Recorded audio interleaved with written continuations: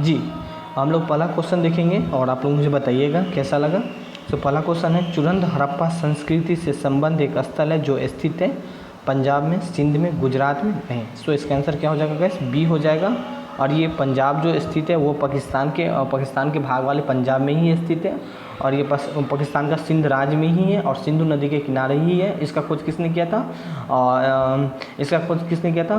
तो जी मजूमदार ने किया था। कब किया था? तो 1931 में किया था। सो इसके लिए इतना ही पॉइंट इंपॉर्टेंट है। बात करें यहाँ पे हड़प्पा सभ्यता को, तो गैस हम सिंधु सभ्यता को ही हड़प्पा सभ्यता बोलते हैं। अब सिंधु सभ्यता का कितना वर्ष तक रहा था गैस? अगर बात करें सिंधु सभ्यता, तो सिंधु सभ्यता 2350 बीसी से लेकर 1750 बीसी तक कुछ सिंधु सभ्यता का देखा गया। वहाँ पे सिंधु एक सभ्यता मान लो, जैसे अभी मान लो उस टाइम 2350 से लेकर 1750 तक मतलब वहाँ आदमी वगैरह रहा था। उसके बाद विलुप्त हो गया था। विलुप्त कैसे हुआ वो अभी तक नहीं बताया जा रहा है, ठीक है।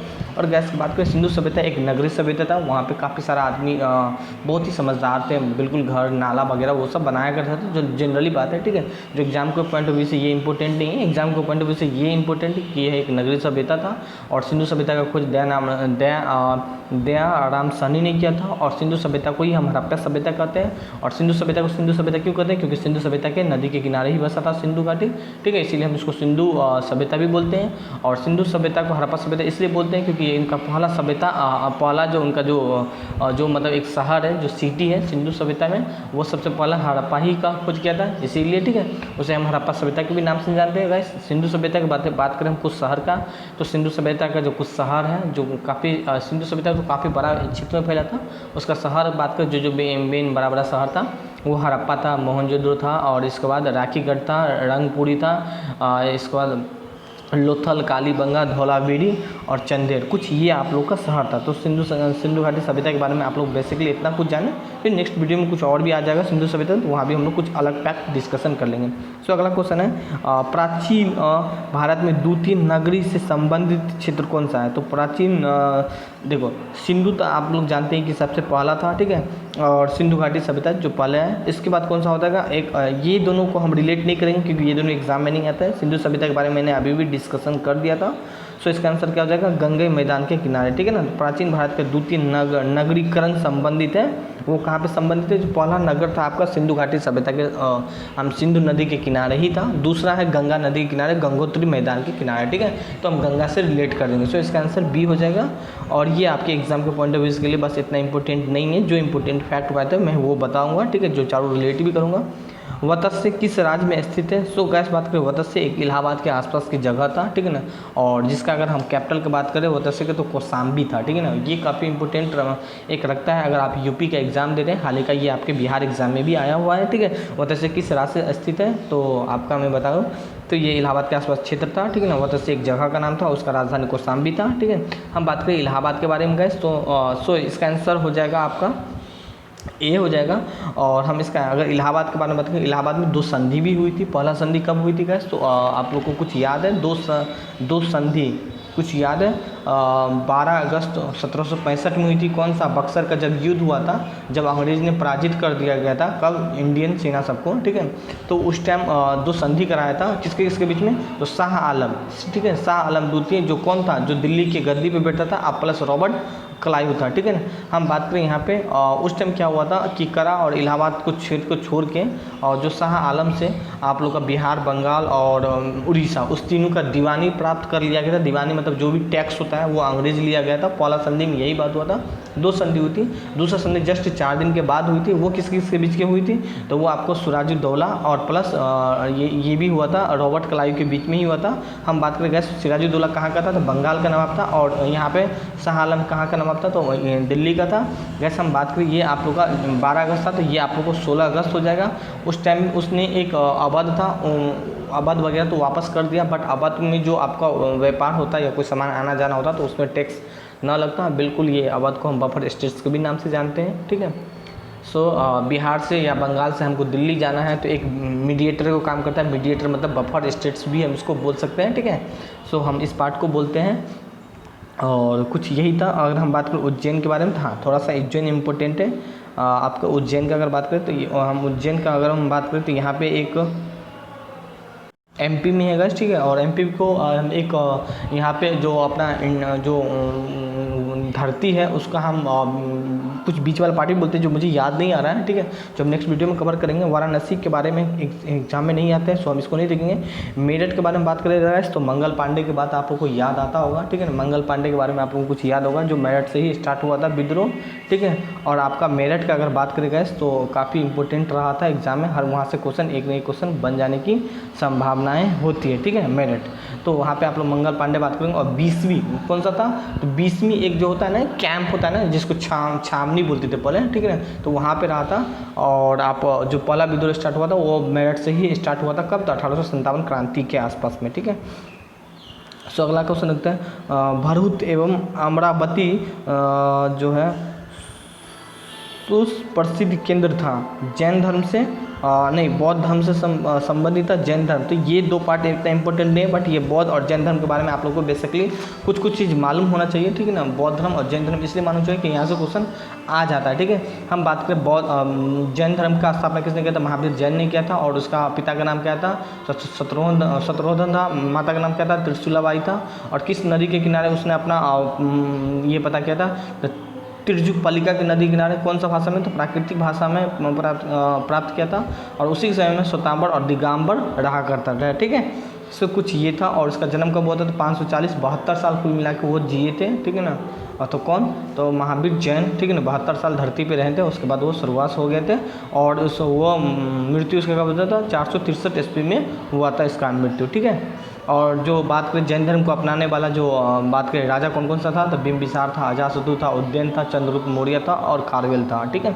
सो खारवेल कहाँ का था, तो कलिंगा का था, ठीक है। सो कुछ ये चीज़ आप लोग याद है। बौद्ध धर्म के बारे में नहीं बताऊंगा गाइस, क्योंकि बौद्ध धर्म नेक्स्ट वीडियो में जब और क्योंकि काफ़ी सारे जीके में लाता रहूँगा, तो वहाँ पे आप लोग कर सकते हैं, ठीक है। इल्तुतमिश शासक का था, तो इल्तुतमिश जो था आपका मैं बात करूँ तो गुलाम वंश का था, ठीक है। गुलाम वंश का सेकंड शासक कौन था, तो इल्तुतमिश ही था, ठीक है। जो आप लोग को अगर बात करती यहाँ भी आप लोग को अगर इस चारों के बारे में आप लोग को थोड़ा नॉलेज ज़रूर होना चाहिए जब भी इल्तुतमिश की बात करें। तो इल्तुतमिश से ही एक गुलाम वंश का था, उसने एक तुर्क प्रणाली चलाया था, ठीक है ना, जिसको आगे बलबन ने बंद कर दिया गया था, ठीक है। सो ये चीज़ याद रखेंगे। गुलाम वंश, तुगलक वंश का राजा गयासुद्दीन तुगलक था, ठीक है ना। और गैस बात करें यहाँ पे तुगलक शाही याद नहीं हो आप, तुगलक शाही वंश ये नहीं आता, गुलाम वंश के बारे में आता है, ठीक है ना। गयासुद्दीन खिलजी वंश का संस्थापक गयासुद्दीन था। और तुगलक वंश का ही तुगलक वंश का शासक कौन था, सो तुगलक वंश का शासक सो गाइस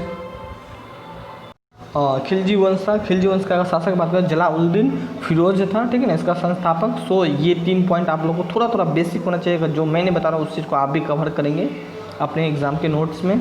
आगरा के निकट फतेहपुर सीकरी का निर्माता किसने किया था, तो गैस मैं बात करूँ यहाँ पे अकबर ने किया था, ठीक है। और ये कोई सा युद्ध जीता था, उसके बाद उसने यहाँ पे अपना ये एक क्या बनाया था, फतेहपुर सीकरी में एक महल टाइप में बनाया था, ठीक है।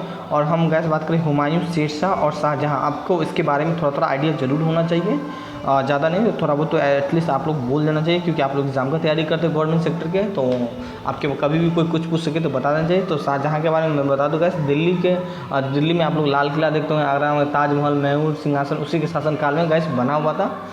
और सो अकबर के बारे में जानते हैं कि अकबर के समय में ही 9 रत्न रहा करता था। जो 9 रत्न रहा था वो भी एक एग्जाम के पॉइंट ऑफ व्यू से काफ़ी इंपॉर्टेंट है। इसने एक पहला था जिसने हिंदू साहित्य पे काफ़ी ज़्यादा जोर दिया था, और पहला वही था जिसने अपनाया था, ठीक है। और शेरशाह सूरी की बात करें तो हुमायूं के शासन के समय में ही एक शेरशाह सूरी का एक रोड का निर्माण किया गया था, जो अभी आपका बात करें यहाँ पे पाकिस्तान से लेके कोलकाता तक जुड़ा हुआ, उसी को हम शेरशाह सूरी रोड के नाम से भी जानते हैं, ठीक है। और उसी के शासनकाल में हुआ था, ठीक है। कोसी मीनार, ठीक है, ये इतना इंपॉर्टेंट नहीं है, बट इसका आंसर हम बात करें तो सो इसका आंसर 2 हो जाएगा ना, ये इतना इंपॉर्टेंट नहीं है, ठीक है। सो इसे आप लोग कवर ना करें, ठीक है। सॉरी इसका आंसर ये हो जाएगा, एक स्मारक मीनार है, ठीक है ना, कोसी मीनार एक स्मारक मीनार है, ये इतना इंपॉर्टेंट नहीं है। अगला क्वेश्चन है एल्लोर की दुर्ग मंदिर का निर्माण किसने किया था, तो गैस ये भी इतना इंपॉर्टेंट नहीं है। सो इसका आंसर क्या हो जाएगा, बी हो जाएगा,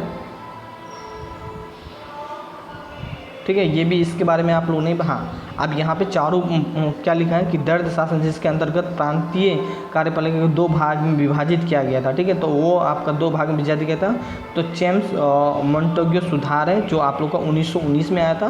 और आपका ये भारत सरकार अधिनियम, तीनों इंपॉर्टेंट है। एक ऑप्शन और होगा, मे बी शायद वो कट चुका होगा, बट ये भी अपने आप में बहुत इंपॉर्टेंट है। तो इस चारों के बारे में आप लोगों को थोड़ा सा बेसिक इन्फॉर्मेशन होना चाहिए। 1235 में क्या हुआ था, इस अधिनियम के तहत क्या बैंक का स्थापना किया था, कौन सा केंद्रीय बैंक का स्थापना किया था, कुछ आप लोग का वहाँ पर अगर हम बात करें यहाँ पे, अगर हम लोग बात करें यहाँ पे 1835 के बारे में और कुछ, तो 1835 के बारे में कैसे हम बोल सकते हैं, एक संघ, भारतीय संघ की स्थापना एवं प्रांतों को खुद का एक स्वशासन का अधिकार दे दिया गया था। स्वशासन मतलब खुद का एक अपना स्वशासन क्रिएट कर सकता है, जैसे अपना जो भी पावर है, मतलब आप पुलिस दरोगा जो भी है वो चीज़ रख सकता है। एक धर्म शासन की व्यवस्था किया गया था, ठीक है, जो अभी हम लोग धर्म संघ, एक धर्म शासन के लिए मतलब हम लोग अभी क्या है कि जो सेंट्रल गवर्नमेंट कहेगा, ठीक है, उसको बात हम लोग को मानना है, ठीक है। तो ये राज्य को मानना है, तो इसीलिए इसको हम धैर्य शासन बोलते हैं। और संधि न्यायालय और बैंक का स्थापना किया था, मतलब जो आपका सुप्रीम कोर्ट है उसका स्थापना किया गया था, ठीक है। अब यहाँ पे भारत सबसे पहले आप लोग को माउंट चैम्सफोर्ड के बारे में मालूम होना चाहिए। गैस देखो, माउंट चैम्सफोर्ड 1919 में आया था। ये आपका जो बात करें यहाँ पे, उसके शासनकाल में क्या हुआ था कि आपका जो लोकसभा राज्यसभा है उसका स्थापना किया गया था। प्रांतों में कुछ जो सदस्य था, जैसे अभी भी देखते होंगे भाई, ये तो आपका सेंट्रल गवर्नमेंट में आ गया, ठीक है। राज्य में भी कुछ सरकारें होती है, तो उनको उनका सीट के लिए वृद्धि किया गया, प्रांतों में सदस्य का जो है वृद्धि किया गया था। और जो सिख था, ईसाई था, और जो एंग्लो इंडियन था, ठीक है, यूरोपियन था, उसके लिए एक सेपरेशन और रिप्रेजेंटेशन जो या पृथक प्रतिनिधि बोलते हैं, उसका प्रदान किया गया था। मतलब उसके लिए कुछ स्पेशल सीट वगैरह का प्रावधान किया गया था, ठीक है। कुछ ये था आप लोग का। और मैं बात करूँ मॉडलो मिंटो सुधार आपको कब आया था, तो 1909 में आया था। ये भी इंपॉर्टेंट रखता है। देखो गाइस, इसमें सारा पॉइंट इंपॉर्टेंट है, जो पॉइंट इंपॉर्टेंट है मैं खुद आप लोग को बता दूंगा। भारत प्रसिद्ध इसी के समय में अगर बात कर ले, मॉन्टो मिंटो के समय में ही जो मुस्लिम राज है उसको वोटों की जो वोटो है वो अपना इलेक्शन में खड़ा होकर और वो अपना वोट दे सकता था, मतलब अपना इलेक्शन करवा सकता था, अपना चुनाव चिन्ह में खड़ा हो सकता था। कुछ इस चीज़ का प्रावधान किया गया था। और बात करें यहाँ पे भारत प्रसिद्ध गवर्नर कार्यपालिका भारतीय का नियुक्ति प्रथम बार हुआ था, ठीक है। इसका का नाम का मतलब ये होगा, मेरा का नाम का मतलब है कि भारत में जो भारत के प्रसिद्ध में गवर्नर जनरल की कार्यपालिका जो होती है उसमें भारतीय का नियुक्ति किया गया था, ठीक है। सो ये सब चीज़ था। और भी 2-4 चीज़ें, ठीक है। और गैर जो वहाँ पे संसद में है आपके गैर सरकारी प्रस्ताव को भी लाने का एक सुविधा दे दिया गया था, ठीक है। सो कुछ ये था। और हम लास्ट क्वेश्चन डिस्कशन करेंगे, आज 10 क्वेश्चन ही डिस्कशन करेंगे हम। गैस बात करें यहाँ पे भारतीय राष्ट्रीय कांग्रेस का पहला अधिवेशन आयोजित हुआ था, कब हुआ था, तो गैस हम बात करें तो 85 में हुआ था। और हम 85 के बारे में बात करें तो कहाँ पे हुआ था, तो मुंबई में हुआ था। मुंबई में कहाँ पे हुआ था, तो कोई एक बात करें यहाँ पे गोकुल्स कोई संस्कृत कॉलेज था, वहाँ पे हुआ था। और बात करें वहाँ पे WC बनर्जी था, पहला अध्यक्ष किया था। और कितना लोग था, तो 72 आदमी था। और यहाँ पे कुछ ये चीज़ मालूम होना चाहिए और ये क्यों किया गया था, और इसका जो उद्देश्य था वो आप लोग का जो जनता लोग की बात है उनको बातों को अंग्रेज तक पहुंचाने के लिए, कुल मिला के एक रक्षक के लिए एक काम कर रहा था कांग्रेस में, ठीक है।